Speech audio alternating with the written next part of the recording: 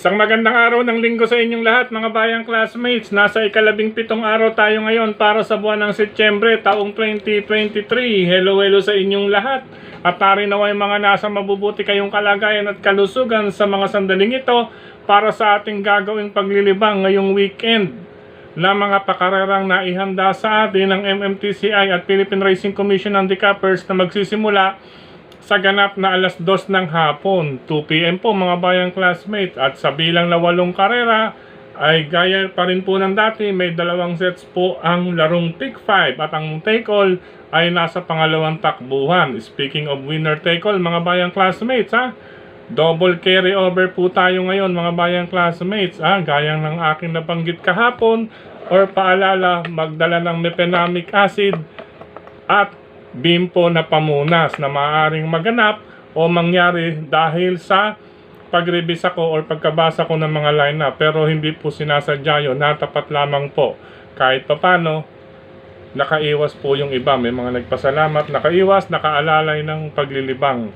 Yan, tamang libang lamang. Ano po, hindi po subo ng subo, lalo na yung mga sumahod nitong A15, ano po mga bayang classmates. Anyway, bago tayo magpatuloy, nais ko munang i-welcome at pasalamatan ng ating mga bagong classmates, mga bagong subscribers dito sa ating channel. Welcome po at maraming salamat sa inyong pag-subscribe at nawa, lagi sana kayong tumutok at tumangkilik upang sa gayon ay meron kayong giya at gabay na mapapagbasihan at magagamit na rin tuwing araw ng paglilibang. Siyempre pagdating sa takilya, kayo pa rin po ang masusunod kung sino-sino ang inyong isasama sa listahan.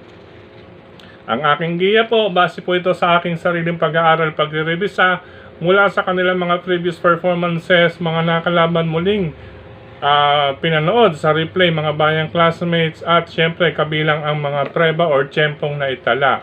At ang pinakahuli nga po, ang senaryo na maaaring maganap sa bawat takbuhan or sa halos buong araw na paglilibang. Ano po? Muli, welcome po at maraming salamat sa inyong pag-subscribe. Sa mga hindi pa po nagsasubscribe, subscribe na po kayo. At sa nanonood ngayon, isang like sign lamang po, masaya na po ang inyong lingkod. Okay, Docs, umpisaan na po natin ang ating mga giya. First set ng Pick 5 covers races 1 to 5. Syempre, race 1. Sa karerang ito po, bahagya lamang po. Number 1, Don Julio with Rico Cambasuson. Kalabang mahigpit, number 2, Palawig, magbibigay ng magandang laban ito. Nasa kamay po ni Patty Dilema, mga bayang classmates. Ito, parehasan sa Irian. At siyempre, may iba pa po dyan na maaaring sumabay din. Kung tutuusin, ang karerang ito, mas magandang panoorin kung 1,000 meters. Itong limang ito, 1,000 meters kung tutuusin. Pero siyempre, 1,400, may kaunting allowance para kay Don Julio. Kumbaga, may buwelo. Ano po mga bayang classmates? Kaya siya po ang ating unang pili. Number 1, Don Julio. Second choice, Palawig with Patty Dilema. Good luck po mga bayang classmates. Race number 2, umpisa ng winner take all na kung saan ay may carry over po, double carry over po, amounting to 4,793,864 and 64 centavos. Ayan mga bayang classmates, importante ito, unang karera or unang puntusan para sa nabanggit na winner take all. Ano po? Bueno, base sa preba ay uunahin ko ang kalahok numero 1, tambalang Vava Boom with Andrew Boom Boom Villegas at si Red Sol na sasakay ni Jomer Storke. Kaya inuna ko si Vava Boom mga bayang classmates dahil siya po ang may best time, latest best time, yung iba dyan converted kumpara po kay Red Sol. Pero parehasan pong may remate yan mga bayang classmates. Panigunda ko, number 7 na rin, Lucky Leia, nasasakyan po ni Dan Camanyero.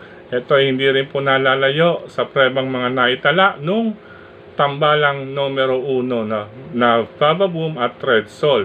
Kung nais pang magdagdag ito mga bayang classmates bagong baba, biglang buhos or nabababaan pala ako sa laban na to. Depende po ito kung isasalikot po rito sa race number 2, biglang buhos, pakiramdaman na lamang po. Sa kamay po siya ni Boji Henson. Ulitin ko po, race number 2, Vava Boom, number 1 with Red Sol. Number 7, Lucky Leia, pakiramdaman na lang. Ang number 8, biglang buhos. Good luck po, race number 2. Race number 3 para sa Pick 6 covers races 3 to 8 mga bayang classmates. Ito may carry over din sa mga hindi makakasali sa race 2 or sa winner take all. May carry over po ang larong Pick 6. Ano po, nagkakalaga po ng 285,421 and 49 centavos. 1,000 meter race, sprint race ito mga bayang classmates, 1 kilometro lamang para sa mga 3-year-old maiden race. Sa karerang ito, napipisil ng karamihan ng number 3, Top Tiger, na sasakyan ni Elvin Abreya. Aba, no po, pwede palang mag-extra double ito mula kay SILG Benhar Abalos mga bayang classmates. Ano po si Palawig at Top Tiger. Anyway, balik tayo sa race number 3. 3 on 3, 3-year-old Top Tiger na sasakyan ni Elvin Abreya. Magbibigay ng banta ang may tulin din number 6 na si Moon Island with Christian Lauron Advincula. Yan po tingin ko magbibigay ng banta dahil numero 6, huling pasok, mabilis po, hindi po matatambay or magtatagal sa loob ng kanyang stall number 6. Good luck po, race number 3. Race number 4 para sa second set ng Pick 5 covers races 4 to 8 mga bayang classmates. Sa karerang ito, another 1,000 meter race, sprint race mga bayang classmates, pero base sa mga track record, ayan, malapitan lamang ito. Ano po malapitan, kaya isama lamang po kung may iba pa kayong pili, kursunad at mababalitaan. Pero dito lamang na po ang ating magiging pamilyan dito.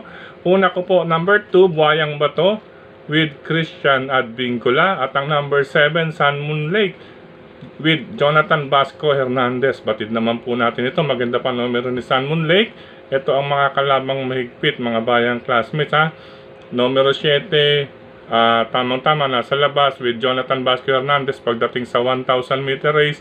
Magaling po sa mga banderista or sprinter na mananakbo. Ngayon, kung sakaling mapapalakas dahil may sasaling mga banderista rin dyan mga bayang classmates, kung may lulutsa, nariyan po ang kalahok numero 3, bilang pang-reserva, nareremate na si Metal Strength, sa kamay naman po ni Claro sa Ulog Pare Jr. Ayan po. Speaking of the remate, kahit 1,000 meter race yan, pwedeng-pwede. Katulad nga po kahapon, marami pong nakapag-komento na si Raha Bago ba makakaremate 1,000 meter race. Sa totoo lang mga bayang classmates, si Raha Bago maganda po yung naging pwesto kahapon.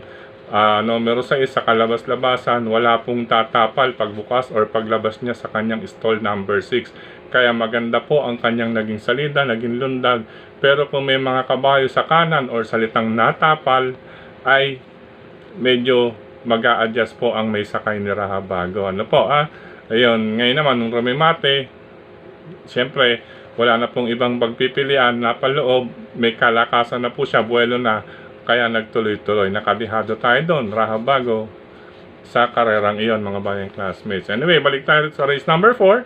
Yun nga po, Buhayang Bato sa pagkakabayo. Number 7, base sa distansya tinete. At kung sakaling magkalakasan, may manggulong iba sa harapan, darating po ang number 3, Metal Strength. Good luck po, race number 4. Sa likod ng ating mga racing program, race number 4 from Pick 4. Race number 5, Pick 4. From races 5 to 8. Ito mga bayang classmates, meron na naman tayong naisulat dito, AR. Hindi po yan accounts receivable. Ano po accounts receivable? Yan po ay buat yung aming code sa aking kurso na tinapos. Ano po? Bilang BSBA Accounting Major. Ano po? AR, accounts receivable. Yan, karamihan po. Sa totoo lang, naging position ko karamihan ay payables. AP naman po yon, accounts payable. Mga bayarin po. Nasa finance department po ako. Anyway, sa race number 5 mga bayang classmates, anybody's race, maaring maganap. Dito magdagdag po kayo. Kung may kapital na rin lang naman mga bayang classmates. Dito, medyo 5, ano po, kahit 5 po ang aking naging finale, no? F talaga, no? Finaling na pagpilian dito, or huling naglaban-laban, ay maaari pa pong makasingit ng iba dahil depende po ito sa senaryo na mangyayari. Ang aking unang tatlong pili, number 9, Make or Break with Apprentice Charles Reyes. Unang-una, maganda ang post position. Number 9, nasa kalabas-labasan, magaang ang peso o timbang na dadalin. Then, ang kanyang mga huling tatlong tinapos, ano po yung iba rito converted na rito, mga bayang classmates. Yung pinakauna, 126.8, 126.8, at na pinakahuli, 126.2. Although lumakas po ang kanyang laban, pero syempre, baon-baon pa rin niya ang lakas na iyan, mga bayang classmates. Depende po yan kung talaga mapapalakas ang IRE, pero tingin ko, kakayanin po makipaglaban ito ni Make or Break. Kaya siya po ang aking piling pang-primera. Panigunda ko ito, kalabitin lamang po, mga bayang classmates. My Boy Lollipop na sasakyan ni Christian Advincula. Panersera ko, ito na rin number 6, another kalabitin with John Allison Pabili. Ayan po, mga kalabitin, ibig sabihin kabilang or kamag-anak rin po si kalabitin ni Question de la Bas. Ayan, pareho po silang letter K. And speaking of letter K, ang ating mga pangsama pa, number 2, Kaboom with Dan Caballero. Dan Camanyero, yan mga bayang classmates, Dan Camanyero, yan. Ngayon, may isa pang pwede dyan, base sa track record, itong si Magnolia Yana ni Jeff Bakaykay. Pero, sa limang iyan, doon muna ako nakakonsentrate sa numbers 9, Make or Break, number 4, My Boy Lollipop, at number 6, Maaasahan. Isama na lamang po kung may iba pang idadagdag. Ganyan po tulad ni Kaboom at ni Magnolia Yana. Meron din po ang mga deremate na kalabitin po. Colony Bell, Electrify. Yan po bali pito pala dyan. Pwede magpito sa karerang iyan. Good luck po, race number 5. Race number 6, mga bayang classmates. Anyway, ulitin ko po, AR po yun Anybody's race ang race number 5. Mako tayo sa ika-6 na takbuhan, mga bayang classmates. Ito, medyo dikit din po ang labanan ng dalawang ito. Siyempre, iba na rin po yung mauna. Number 2, Uticus. Nasa kamay po ni Noel Lunar. Kalabang mahigpit ang number 1, si Atomic Pump. Na oras na kapag makaremate ito, magtutuloy-tuloy. Kaya inuna ko lang si Uticus dahil nasa harapan na po. Itong si Atomic Bomb may pagkaremate. Baka mamaya, depende po ito sa kanyang madaraanan. Atomic Bomb. Kaya siya po binawa kong panigunda. Ngayon sa mga nais magdihado, nariyan lamang po ang kalahok numero 6. Laging alam naman po natin, nag-aabang lamang po sa kanto yan or tamang pagkakataon. Oktubre 14, nasasakay ni Jomel Galleta, mga bayang classmates. Ayan po pang long shot natin. Paningit lamang po yan, pero concentrate tayo sa number 2, Uticus, at number 1, Atomic Bomb. Good luck po, race number 6. Race number 7, penultimate race, mga bayang classmates. Magandang laban. Sa totoo lang, habang papatapos, talaga namang lahat ng karera, magandang bakbakan, balikatang bakbakan ang ating mapapanood. At anyway, race number 7, penultimate race, unang pili, bahagyang-bahagya, dito magdagdag na lang, unang pili, number 1, Attractive Force with Jackie Patti Dilemma. Pangalawang pili, dahil maraming maaaring magkalakasan ito sa harapan, itong deremate number 3, Blackburn. Maganda lang isalida nito sa kamay ni Jeff Bakaykay, mga bayang classmates. Maaaring maka-score na po ang kwadra nila Sir by Kuching. Blackburn. Bebenta at bebenta. Bumaba na rin po ang ng grupo ito, mga bayang classmates, si Blackburn. Ngayon, may paningit tayo dyan, dihado, na base sa kanyang track record, ay talaga pong pa-improve from 128.2, pero dito tayo sa last 2 runs niya, from 126.2, naging 125.4. Ayan nga po, nakikita ninyo or nababasa ninyo sa hawak ninyong programa, at baka mag-improve po. Ayan, dahil wari ko, dun sa 125.4 niya, medyo nakahigit pa yon, mga bayang classmates. Kaya, asahan, makaremate yan, lalo na kung magkakalakasan sa harapan, makakasingit yan bilang dihado. Cut bell, mahirap po yan, baka makalmot sila niyan. Mga bayang class, sakto pa, mag-aalas 6, magbabagting 6 PM, mga bayang classmates. Anyway, number 2, Euroclidon, number 1, Attractive Force, number 3, Blackburn, Yung Euroleague doon kasi mabilis mga bayang classmates. Kaya isa sa mga matutulin na makikipagbakbakan. Ulitin ko. Race number 7. Number 1, Attractive Force. Number 3, Blackburn. At long shot, number 6, Cat Bell. Good luck po. Race number 8, mga bayang classmates. Last and final race. Sa karerang ito, Super 6 may carry-over sa mga Super 6 players. Ito, malaki-laki na po ang carry-over dito. 85,224.32 centavos. Anybody's race ito, mga bayang classmates. Kaya, hari naman, makarating po tayo sa last and final race. Ano po dahil talagang medyo butas pa rin ang karayom ang ating dadaanan. Anyway, isama lamang kung may iba pa kayong pili kursunada at mababalitaan dahil paratingan po itong last and final race.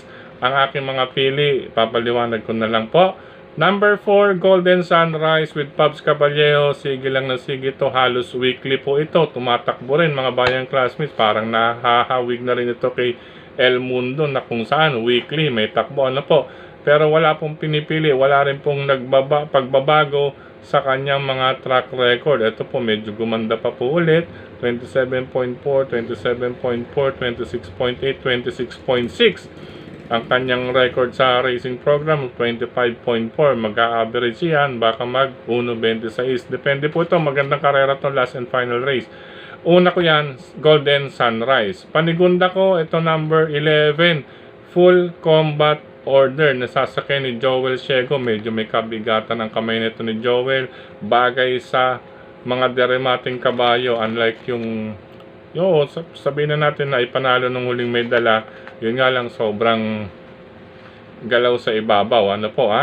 Pero mamaya maisasama natin siya. Anyway, panigunda ko Full Combat Order. Baka magkalakasan. Marami rito. Yun nga lang, depende sa daraanan ni Joel Ciego ito. Dahil talagang umaate ka bumbakbakan. Last and final race. Mapapatayo dito ang may 3 paratingan lamang. O lalo yung isa. Anyway, good luck. Ngayon, ang aking panarsera, isasama ko po ang nagbabalik. Kilala naman po natin ito number 2, Performance Gear. Nasasakyan po, ito maliksi sa ibabaw, si John Allison Pabilik. Hindi, sabi nga ng iba rito, medyo overacting daw po sa ibabaw. Anyway, ganun lang po talaga ang riding style niya. Isa pong basihan yan mga bayang classmates, ang riding style. Iba na nakikita yan, lalo na pag talagang on the go, or naka-green signal, or travelers club. Kung nagta-travel lang siya, mga bayang classmates. Siya po ang ating panarsera, Performance Gear. Tingin ko, kahit matagal na bakasyon ito, ang kanyang huling track record nung last year pa pala, September 22, mga bayang classmates, na naggumagawa rin ito ng 25 yung pinakahuli niya bago na ibakasyon. 25.6, 24 point something at 23.6. Ibig sabihin talaga may naramdaman iyon nung mga panahon na yun or last year, bago na ipahinga. Ngayon, syempre, nasa full condition yan. Hindi tayo pwede mawalan ng performance gear. Kilala naman po natin kung sino-sino ang mga nakalaban na yan. Ulitin ko po, last and final race.